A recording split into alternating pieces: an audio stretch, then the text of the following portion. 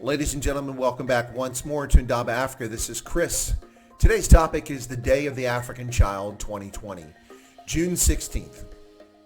The date of June 16th marks a commemorative date for the Soweto uprisings in South Africa on June 16th of 1976.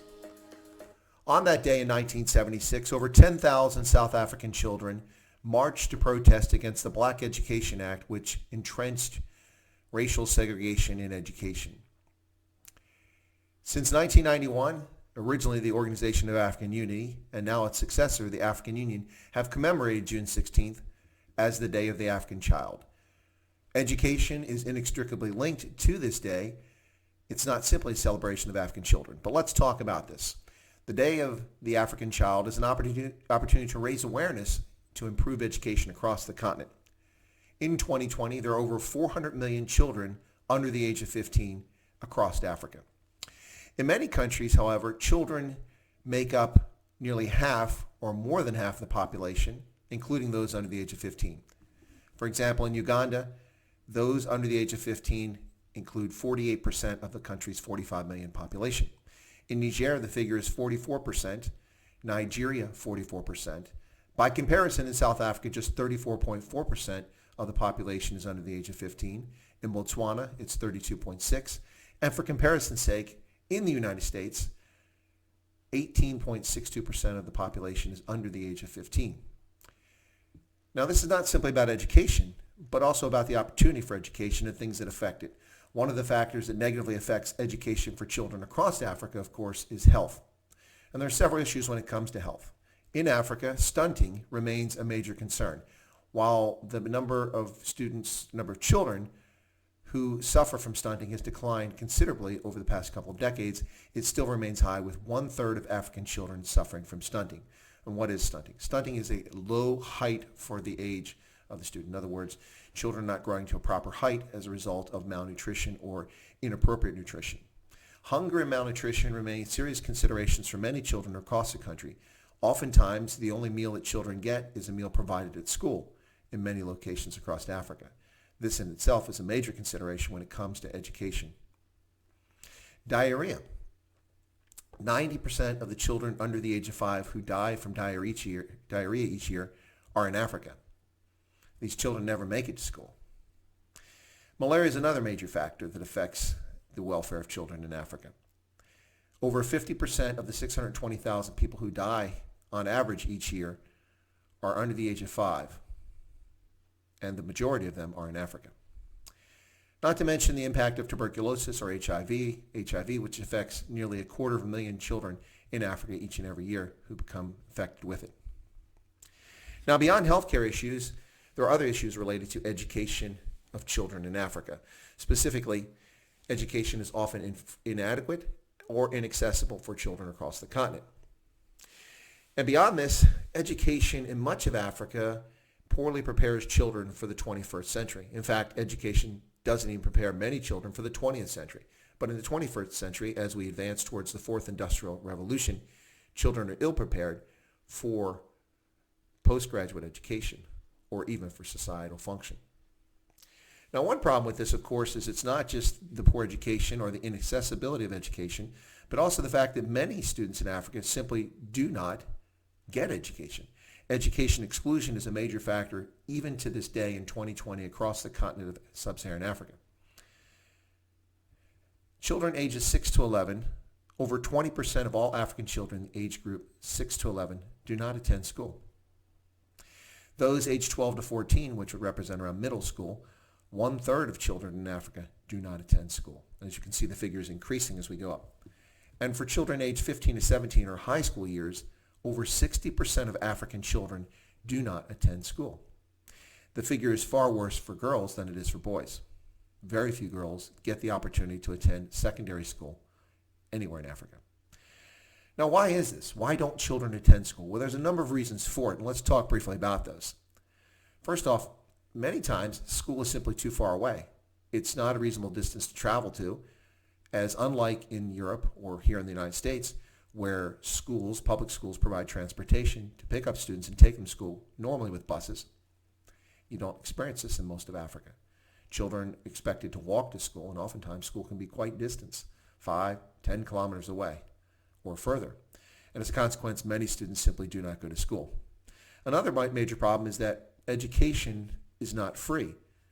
It may be compulsory, but it's not free in much of Africa for primary and secondary school students. Consequently, parents must somehow cobble together money for school fees to pay for their kids to go to school. And that's a significant problem, as many parents simply cannot afford school fees. And that is rather unfortunate. From my perspective, primary and secondary education are public goods, and society. Each society is responsible for providing these in order to produce functionally literate members of society who can work and contribute to society as adults. If we don't provide primary and secondary education, that public good, then we don't have that, and that affects the entire society. Society breaks down. And a third reason why many students are excluded from school is early marriage. Many girls across the continent are married prematurely and have children as a consequence, and are school leavers or not attending school at all. Now, what are some other reasons for school exclusion? And why am I talking about school so much? Well, because the concept of the Day of the African Child is inextricably linked to education. As I mentioned, the Soweto uprisings in 1976 were about education, at least on the surface. And consequently, education is a primary focus and reason for the Day of the African Child.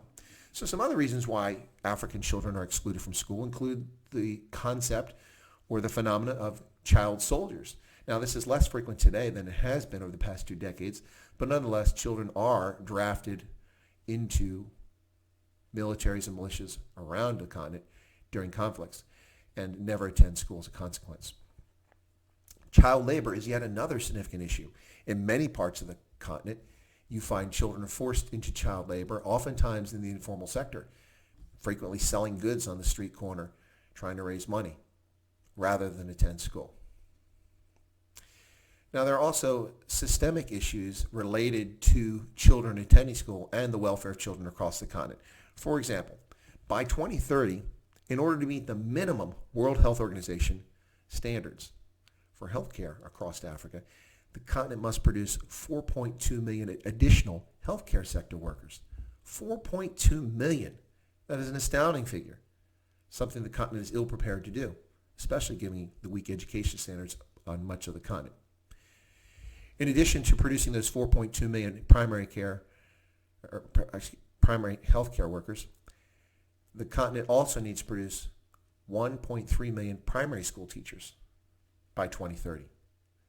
That's less than a decade away. And across Africa, in order to fill the coming number of students who will be enrolled in schools, the continent must have an additional 1.3 million primary school educators. That is an astounding figure, and it will be difficult to achieve. And these are just some of the factors that take place. Why is education so important? Well, for instance, we found data that's irrefutable around the world, in any developing country around the world. The phenomena of girls receiving education through primary and or secondary school, there's a direct impact on fertility, in reducing fertility, and also improving longevity of life and quality of life for everyone, but especially for girls. When girls go through school, they get at least 7 years of education, so that's through primary and middle school. Girls marry on an average of 4 years later and have 2.2 fewer children. This has a major impact on reducing fertility and balancing out the population pyramid across Africa. And we've seen this happen in places in Africa where education has been extended to girls. For instance, Zimbabwe is one very good case of this, dating back to the day that it became an independent country, and public education was expanded across the country. Many more girls were educated as a consequence, and fertility rates came down there. And there are many other examples that's around the world, but that's an important consideration. So folks, on this day, June 16th, 2020, please take a moment and commemorate the Day of the African Child. Think of the inextricable link between education and children, and of course healthcare across the continent. If you've enjoyed this video, please feel free to subscribe to the channel by smashing that subscription button right down there. And if you'd like, you can feel free to leave your comments.